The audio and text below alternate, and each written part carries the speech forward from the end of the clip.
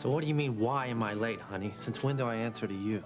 You must be late. Ronnie's been waiting for you. Yeah, well, I'm here. You should have been here an hour ago. I'll leave you boys alone. Hey, Ron, man, you know I had to drive all the way in from Saddleback. I told you to be here first thing this not on your own personal leisure. I don't see college boy here. What do you do? Do you earn another day off? Weaver will be here exactly when I told him to.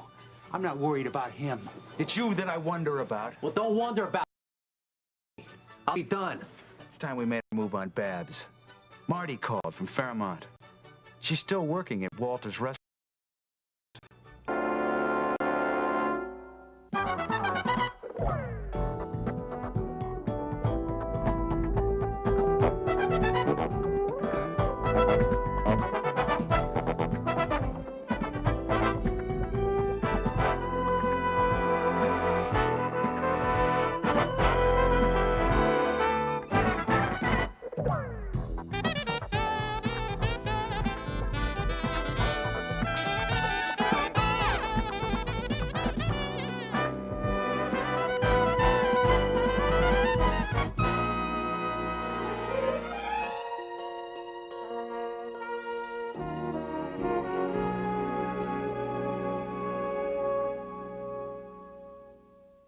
Babs exchanged her blonde wig for a red one, but as soon as Marty heard her voice, he knew that he had the right face.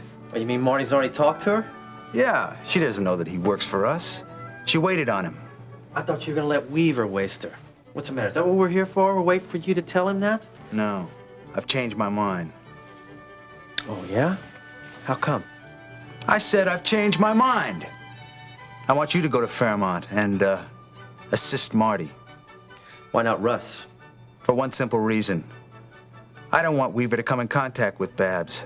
We don't know how much she's wise to, or how much that Babs knows about the money we've been skimming from the prince. That's information that I don't want Weaver to ever find out. Yeah, well, Babs is as good as dead this time, Ron. She better be. Oh, that's Weaver, and he's right on time. Ramona, get the door, would you? Okay, Ronnie. Hi. They've been waiting for you, Mr. Weaver. Listen, hey, call me Russ. Sure. Hello, Weaver. Well, you're prompt as usual. I'm glad you noticed. Don't ever take it for granted that I don't. I'm gonna have to tell your father how well you abide by my instructions. But he knows that, doesn't he?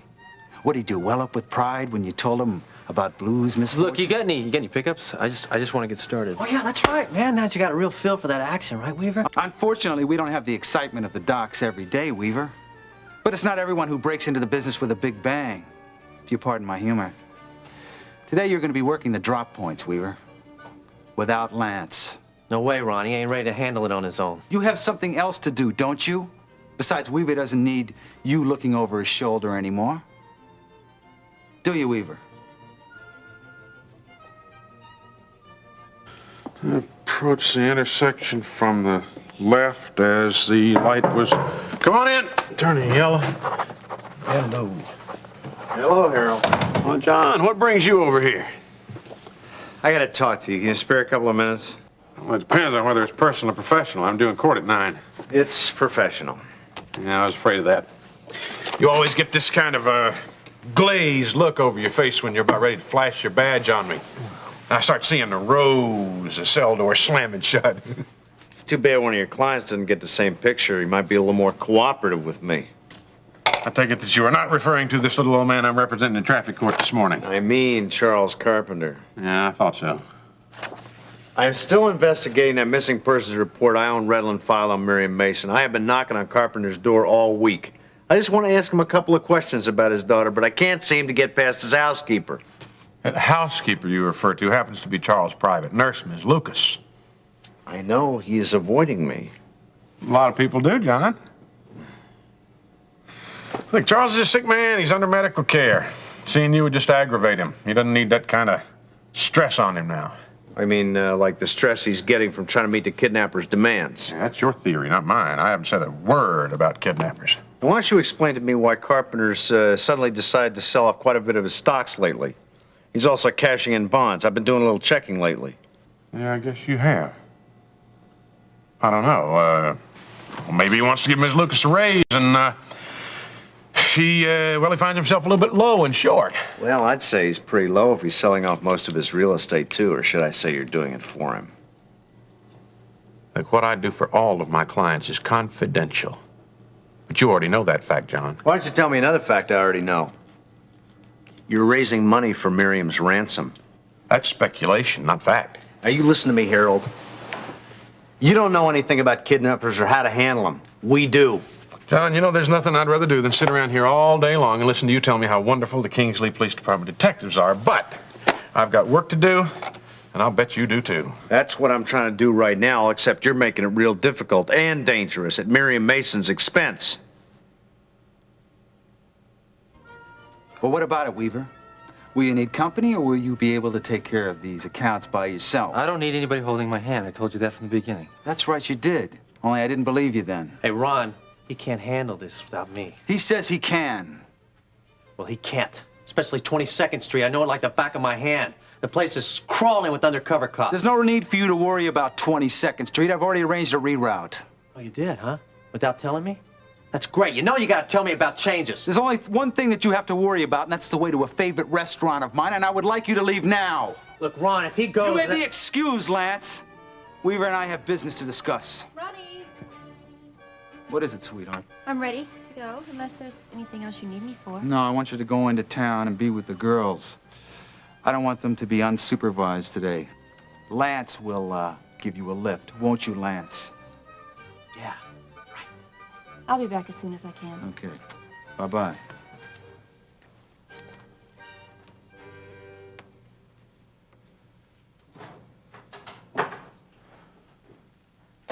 Now, Weaver, you and I have another project to discuss. What kind of project? Well, it's one that you shouldn't have any trouble completing. It's another side of our loan activities, only most of these people are small-time accounts. There's nothing here over $5 grand. You want me to collect? Yeah, after you make the regular rounds.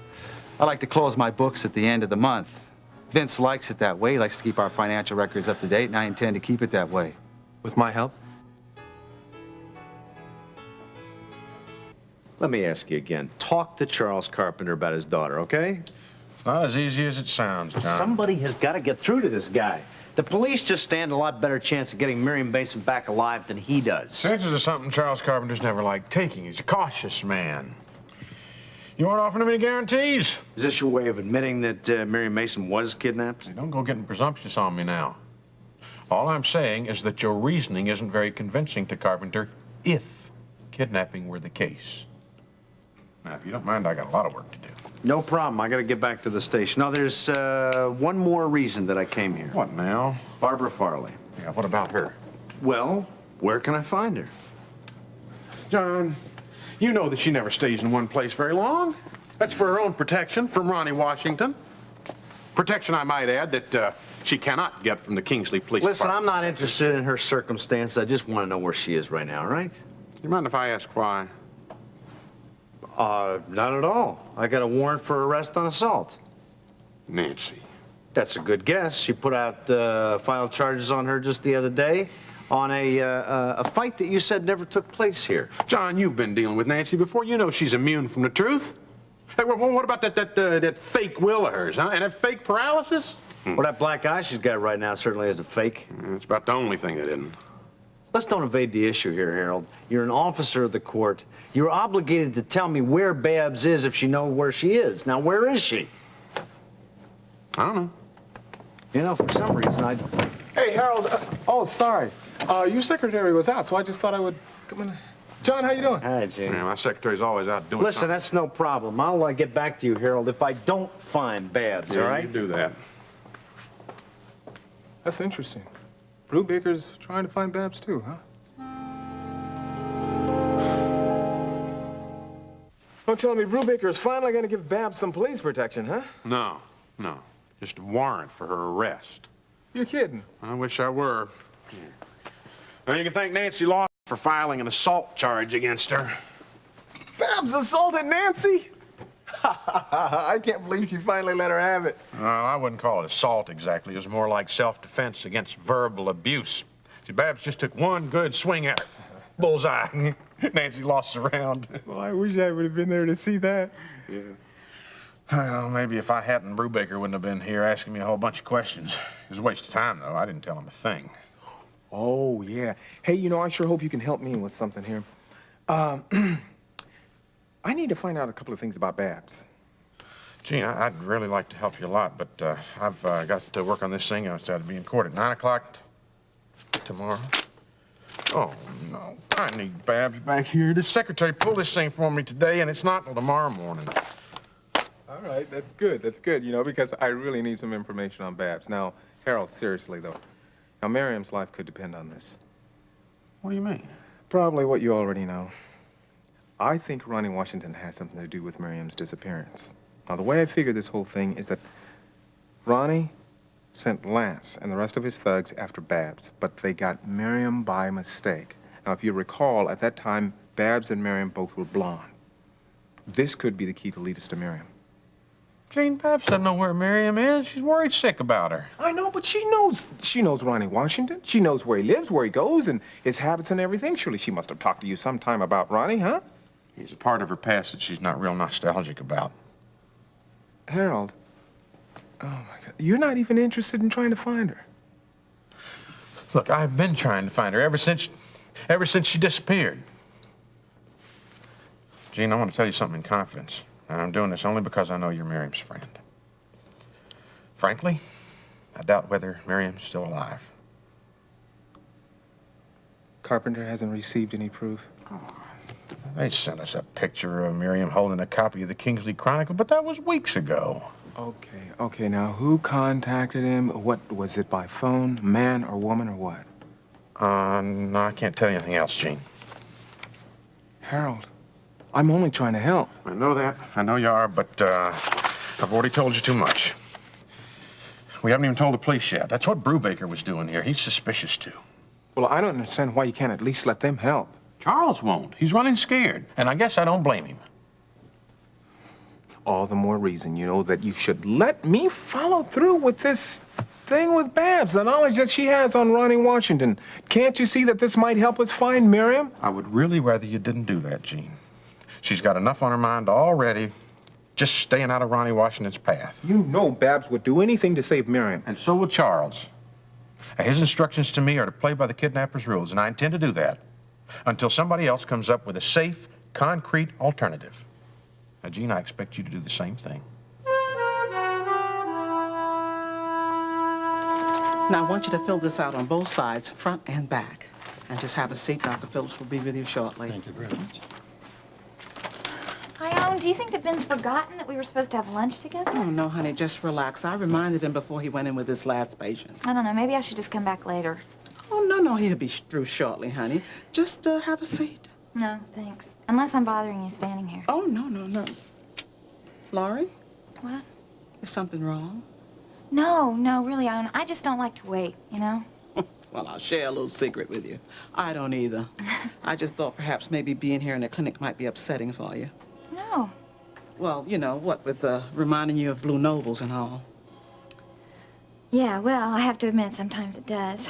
Whoever would have thought I'd run into him again at my husband's clinic? No one, I'm afraid. But, you know, you must admit some good did come out of it. You recognized him, and before that, you couldn't even remember him. Nor what he did to me. Sometimes I wonder how many women he forced himself on. Well, You know, how many people are suffering the same kind of consequences that I am. You know, honey, there's no way of telling. That's why Gene wants to do an interview with you. He's been asking for it all week. Gene's never asked me for an interview. No, didn't Ben tell you? He's been asking for days. No, Ben didn't even say a word about it. Well, then forget that I even brought it up. I didn't even mention it. No, it's okay. I've already told Sergeant Brubaker what happened. Oh, I know, honey, but Gene figured maybe he could get a first-hand report from you, maybe be of benefit to other people and perhaps prevent other women from being attacked. He really believes that? Oh, he surely does, honey. Would you mind talking to him? No, I wouldn't. In fact, I really think I should. I mean, if I can help prevent this from happening to some other woman, then I want to. Bless you, Laurie. But what about Ben? Do you think you should talk with him first? No, it'll be okay. I'll just explain to him, and he'll understand. Oh, I hope so. So you want to call Gene now? if it's all right with you.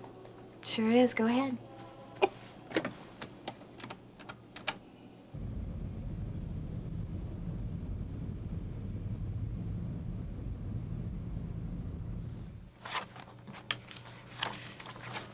I tell you, Vicki, it just keeps swelling and swelling.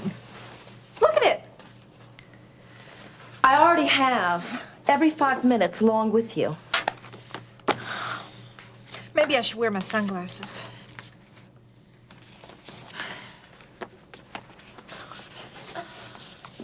I'll probably just cut off the circulation. I can't see with these silly things on anyway. Shall I get you a lamp, madame? No, I'll manage. Vicki, if it doesn't get any better, I am just gonna have to call it a day because I'm straining as it is. How? You haven't done any work all morning. I'm catching up on your filing. Well, I'm sorry to impose, but you know, I have barely all my sight there. I thought at least you'd understand. All right. Okay, I can see that it would be hard for you to read. But a black eye shouldn't keep you from making those copies of the housing codes that I need. Vicki, you're not thinking. You know, that photocopy machine has very dangerous light that can impair my vision for life. I have to be careful. Well, maybe you should have sued Babs instead of simply pressing charges against her. Well, I'll take care of it just as soon as I can get myself a lawyer that I can trust. Of course, Harold is taking the side of the tramp against me. You never did explain why she hit you. I mean, what did you do to make her so mad? I didn't do anything. I just walked in and she just went haywire. Of course, I walked in on her giving a little comfort to Harold. No telling what else was going on. Sounds like you had rather poor timing. Vicki, there is no way that she was ever just his secretary. I mean, you can't reform a you-know-what. If she's reformed, then I'm sitting on a gold mine. Well, I don't know about a gold mine, but once you sell your house, you're going to have over $40,000 come into you. That's close enough to gold for me. Vicki, that house means more to me than money. Oh, come on, Nancy. Don't expect me to believe that. Vicki, I mean it. That house is the only thing I have that was ever part of my father. He meant a lot to me. He was the only person that really ever loved me. And now I'm gonna lose the house, just like I lost him. Listen, Nancy. Maybe if you think of it as your only way out of debt, then it won't be so hard for you to lose the house. You're just saying that because you don't want to help me out, right? Nancy, that's not true. Oh, Vicki, look it. Just admit it. I mean, you're just like Terry and the hospital and the loan company and everybody else. You're just wanting things from me all the time. I am your friend. How can you say that to me? Look, I will say what I like. Now, if you give me any trouble at all, I will make sure a lot of people hear about that false soil analysis report.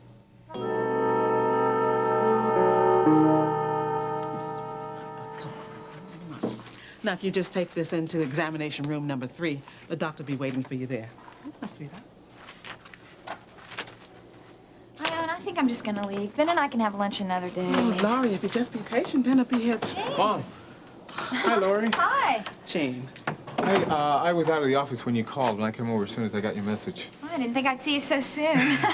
Yeah, I understand that you agreed to do an interview. Yeah. When you need me, just tell me and we'll talk. Well, what about now? Now? You mean here?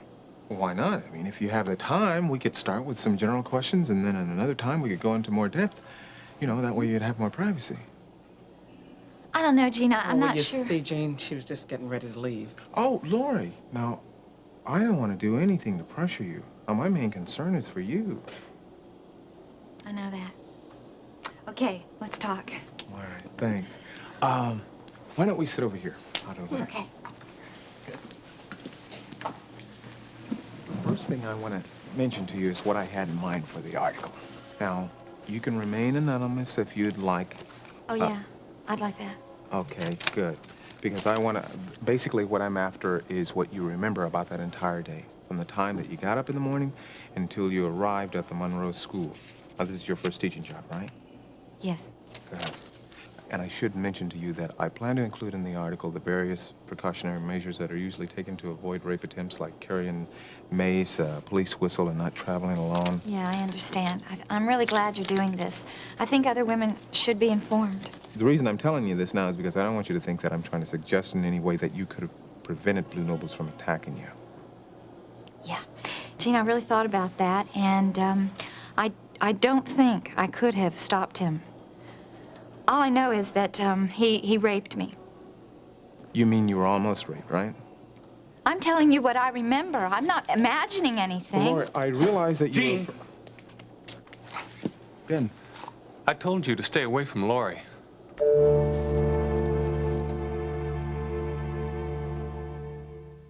Now, hold on a second here, Ben. No, Lori I don't want to agreed- hear it. I don't want to hear it. You'll go to any length to get a story. Ben. Oh, I think I should explain, Ben. This is all my fault. No, it's You know, not. No, it's not. It's all right. I've agreed to talk with Gene. You did? Yes. I think that if this could be beneficial to other women and help protect them, then it's worthwhile. Well, I know that, sweetheart. Listen, but Ben, we've got to stop thinking about me all the time. Now, there are people out there that need to hear this story so that what happened to me will not happen to them.